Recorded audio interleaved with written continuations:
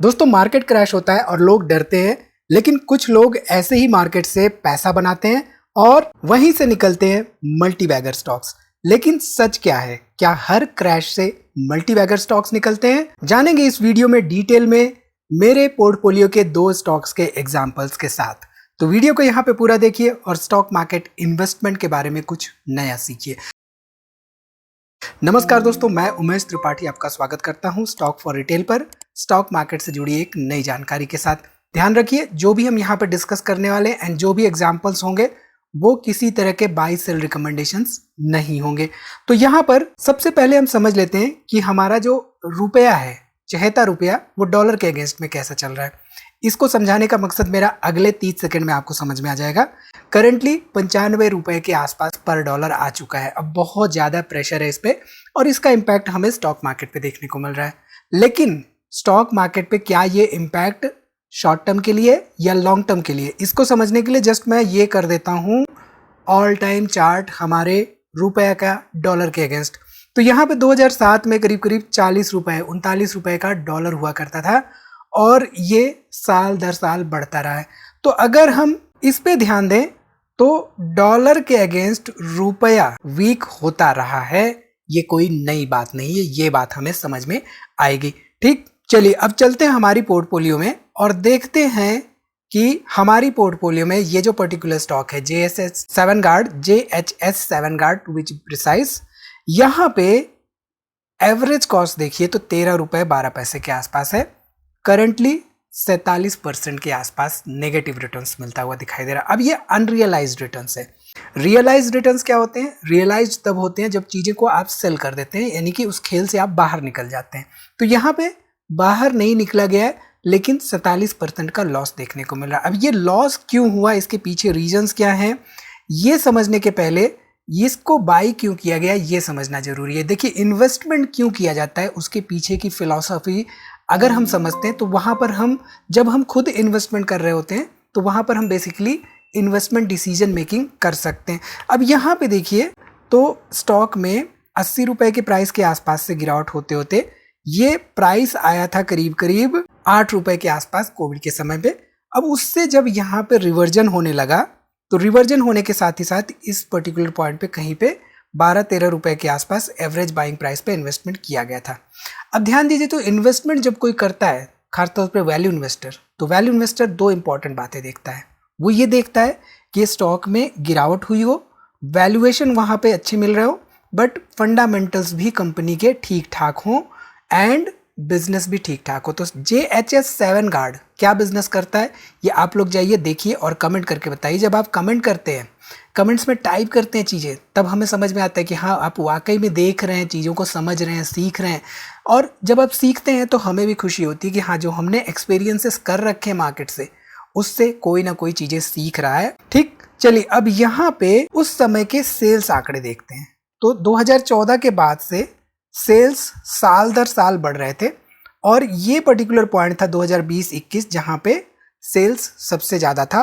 और प्रॉफिटेबिलिटी की बात करें तो थोड़ा सा यहाँ पे कंपनी को लॉस हो रहा था, लेकिन उसके पहले 1-2 साल तक कंपनी यहाँ पे प्रॉफिट जनरेट कर रही थी। और ये डाटा देख के इन्वेस्टिंग डिसीजन मेकिंग की गई थी, बिकॉज शेयर प्राइस गिरे थे, फंडामेंटल्स बहुत ज़्यादा वीक नहीं हुए थे, बहुत स्ट्रांग भी नहीं थे। अब आगे आपको समझ में आएगा कि ऐसी कंपनियां जो होती हैं जिनमें कि फंडामेंटल्स बहुत ज़्यादा स्ट्रांग तो नहीं होते हैं लेकिन वो रिकवरिंग फेज में होती हैं, ऐसी कंपनियों में इन्वेस्टिंग फिलॉसफी क्या कहती है। ठीक है, तो यहाँ पे इस पर्टिकुलर पॉइंट पे इन्वेस्टमेंट डिसीजन मेकिंग की गई थी। एंड अगर हम ध्यान दें तो प्राइसेस 2024 में करीब करीब 37-38 रुपए तक भी गए थे, यानी कि 12 रुपए से 38 रुपए, इनफैक्ट यहाँ पे 3 गुना के आसपास का रिटर्न्स। लेकिन उसके बाद गिरावट हुई। अब क्यों गिरावट हुई, क्या हुआ, इसके डिटेल में हम नहीं जा रहे हैं, बट कहने का मतलब ये है कि इन्वेस्टर ने यहाँ पे एक वैल्यू इन्वेस्टमेंट की स्ट्रैटेजी इस्तेमाल की और उसके बाद इन्वेस्टमेंट किया और यहाँ पे 47% का लॉस देखने को मिला। अब होता क्या है कि क्रैश में वैल्यू इन्वेस्टर ऐसे स्टॉक्स देखते हैं जिनमें की गिरावट हुई हो प्राइसेस में, फंडामेंटल्स उनके इंटैक्ट हो, लेकिन ऐसा जरूरी नहीं होता है हमेशा। तो JHS 7 गार्ड के केस में बिजनेस ग्रोथ 2021 के बाद स्लो डाउन हो गया उसमें, एंड कंसिस्टेंसी इश्यूज के साथ ही साथ मार्केट ट्रस्ट कहीं ना कहीं से बनाने में सक्सेसफुल नहीं रहा। तो इससे हमें क्या सीखने को मिलता है? इससे हमें सीखने को मिलता है कि गिरना हमेशा अपॉर्चुनिटी नहीं होता है, कभी कभी गिरने का मतलब प्रॉब्लम भी हो सकता है। ठीक है, अब यहाँ पे चलते हैं दूसरे स्टॉक की तरफ। तो यहाँ पे ये जो दूसरा स्टॉक है हमारी पोर्टफोलियो में, अगेन ये किसी तरह का बाइंग सेलिंग रिकमेंडेशन ऑब्वियसली नहीं है, क्योंकि हिस्टोरिकली हमने बहुत नीचे के प्राइसेस पे इन्वेस्टमेंट किया हुआ था इनमें। अब 2020 के आसपास 19 रुपए 28 पैसे का एवरेज निकल के आया और करंटली मार्केट में गिरावट के बावजूद 1276% के आसपास रिटर्न्स मिलते हुए दिखाई दे रहे हैं। तो वैल्यू इन्वेस्टर क्या करता है? Again simple, value investor price में गिरावट हुई थी, गिरावट होने के बाद यहाँ पे थोड़ा सा रिकवरी फेज में था एंड एवरेज बाइंग प्राइस यहाँ पे कहीं पे निकल के आई इस पर्टिकुलर कंपनी की। उसके बाद क्या हुआ वो बहुत बड़ी हिस्ट्री है एंड 1270% का रिटर्न्स अभी भी एक मल्टी बैगर ही कहलाएगा, राइट, गिरावट के बावजूद। अब होता क्या है कि मान लीजिए स्टॉक में आपने इन्वेस्टमेंट किया, इसको समझाने के लिए मैं इसको ऊपर कर देता हूँ। स्टॉक में आपने 10 रुपए पे इन्वेस्टमेंट किया, शेयर प्राइस चला गया सीधे सीधे 100 रुपए, तो यहाँ पे 10 गुना रिटर्न्स मिलता हुआ दिखाई दिया। शेयर प्राइस आ गया गिर के 50 रुपए पे, स्टिल आप 5 टाइम्स पे हैं, लेकिन आपको दिख रहा होगा कि ये 50% गिरावट हो गई। ठीक, अब 50 रुपए से सीधे सीधे 10 टाइम्स फिर गया, यानी कि अब 500 रुपए हो गया। तो ये गया तो 10 टाइम्स रीसेंट 50 रुपए से, बट आप यहाँ से बैठे हो तो 10 रुपए से सीधे ये हो गया 50 गुना। तो मल्टी बैगर का मतलब ये होता है, एंड खास तौर पे ये होता है लॉन्ग टर्म इन्वेस्टर के लिए एंड ये होता है वैल्यू इन्वेस्टर के लिए। अब आपका सवाल होगा कि JHS 7 गार्ड में फिर ऐसा क्यों नहीं हुआ? देखिए, कुछ कंपनियां ऐसी होती है जिनके की फंडामेंटल्स आपको लगते हैं कि ठीक ठाक हैं, आगे ऐसा कर सकती है, बट वो कंपनियां किसी न किसी वजह से 2-3-4 साल तक परफॉर्म नहीं करती हैं और उसके बाद डिग्रेड होती चली जाती हैं। तो इसी वजह से risk management and portfolio management के साथ ही साथ पोर्टफोलियो डाइवर्सिफिकेशन भी काम आता है। ठीक है, तो यहाँ पे सिंपल चीज देखी गई थी, सेल्स 3000 करोड़ का 2015 में, एंड पीछे मुड़ के इसने 3000 करोड़ फिर से नहीं देखा। 2020 आते आते 4-5 गुना तो सेल्स में ग्रोथ हो चुकी थी एंड प्रॉफिटेबिलिटी यहाँ पे 4-5 गुना हो चुका था। तो यहाँ पे कोई एनालाइज करता तो उसके लिए बहुत बड़ा रॉकेट साइंस नहीं होता है एनालिसिस करना पर्टिकुलर कंपनी का। खासतौर पे रेलवे सेक्टर में उस समय जो हमारी सरकार है वो भी काफी कुछ कर रही थी, वंदे भारत के लिए, नई ट्रेन्स के लिए। तो ये सब बातें भी हमें देखना होता है कि सेक्टर, जिस सेक्टर से कंपनी बिलोंग कर रही है उस सेक्टर में क्या टेलविंड्स देखने को मिल रहे हैं। सो सिंपल सी बात है, उस समय गवर्नमेंट का इंफ्रा पे पुश था एंड सेक्टर टेलविंड तो था ही था, साथ ही साथ ऑर्डर बुक इनका स्ट्रांग था। तो ऑर्डर बुक भी मैटर करता है ऐसी कंपनियों के लिए कि कंपनी के पास अगर ऑर्डर बुक है, मान लीजिए 5000-10,000 करोड़ का ऑर्डर बुक है, इट मींस उनके पास रेवेन्यू जनरेशन के सोर्सेस हैं। सो अगर परफेक्टली एग्जीक्यूशन कर दिया इन्होंने तो ऐसे में स्टॉक मल्टीबैगर बन गया। तो इन दोनों में डिफरेंस क्या था?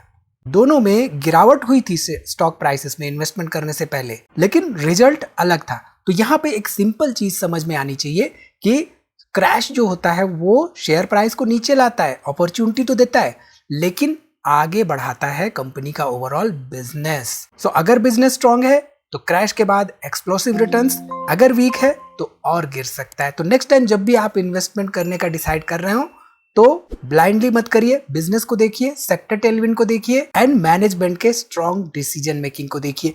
यहाँ पे एक जाते जाते सिंपल सा स्क्रीनर का क्वेरी मैं देते जा रहा हूँ आपको, जिससे कि आप अपनी फर्दर स्टडी कर सकते हैं। कंपनी का सेल्स ग्रोथ 5 सालों का 10% या उससे ज़्यादा, प्रॉफिटेबिलिटी ग्रोथ 10% या उससे ज़्यादा 5 सालों का, डिविडेंड यील्ड 1% या उससे ज़्यादा। अब डिविडेंड यील्ड क्या होता है, कैसे हम इस्तेमाल करते हैं, ये सब चीज़ें हमने अपने वीडियोज़ में ऑलरेडी बता रखी हैं, आप वो देख सकते हैं, सीख सकते हैं। तो बेसिकली डिविडेंड अगर कंपनी दे रही है इट मीन्स कंपनी कहीं ना कहीं से प्रॉफिट जनरेट कर रही है और उससे डिविडेंड दे रही है। Average return on capital employed 10 सालों का 10% या उससे ज़्यादा, एवरेज रिटर्न ऑन इक्विटी 5 सालों का यहाँ पे 10% या उससे ज़्यादा, हिस्टोरिकल PE 10 सालों का 30 से कम, डेट टू इक्विटी यहाँ पे 1 से कम, प्रोमोटर होल्डिंग ग्रेटर देन 40, ध्यान रखिए प्रोमोटर शेयर होल्डिंग में प्लेजिंग ना हो, FII holding greater than 5 and इसके साथ ही साथ DII holding greater than 5 and current price is less than the intrinsic value. तो जो वैल्यू इन्वेस्टर होता है वो वैल्यूएशन को कभी नहीं छोड़ता है, वो हमेशा चाहे इंट्रिंसिक वैल्यू हो चाहे ग्राम नंबर हो, इन सब पे भी ध्यान देता रहता है। तो जब भी आप इन्वेस्टमेंट डिसीजन मेकिंग कर रहे हो तो ध्यान रखिए, गिरावट में स्टॉक्स गिरते तो हैं लेकिन सबसे बड़ा चैलेंज होता है वैल्यूएशन फिगर आउट करना। सो मल्टीबैगर तब बनता है जब आप फियर में क्वालिटी आइडेंटिफाई करो और पेशेंस रखो। तो फाइनल आंसर, क्या स्टॉक मार्केट क्रैश में मल्टीबैगर्स पैदा होते हैं? हाँ, लेकिन सिर्फ उन्हीं कंपनीज में जिनका बिजनेस स्ट्रांग होता है, बाकी सब वैल्यू ट्रैप्स भी हो सकते हैं। सो आपको ये छोटा सा फ्रेमवर्क कैसा लगा कमेंट करके जरूर बताइए। वीडियो को लाइक करना ना भूलिए। इससे रिलेटेड कोई भी सवाल हो तो जरूर से जरूर कमेंट करिए, और इसी तरह की वीडियोस आगे आप चाहते हैं तो कमेंट सेक्शन में यस जरूर से जरूर टाइप करिए। मिलते हैं अगली वीडियो में एक नई जानकारी के साथ। तब तक आप हमारी दूसरी वीडियोस देखते रहिए, और हाँ, डिस्क्रिप्शन में इंपॉर्टेंट लिंक्स हैं, उनको चेकआउट करना ना भूलिए।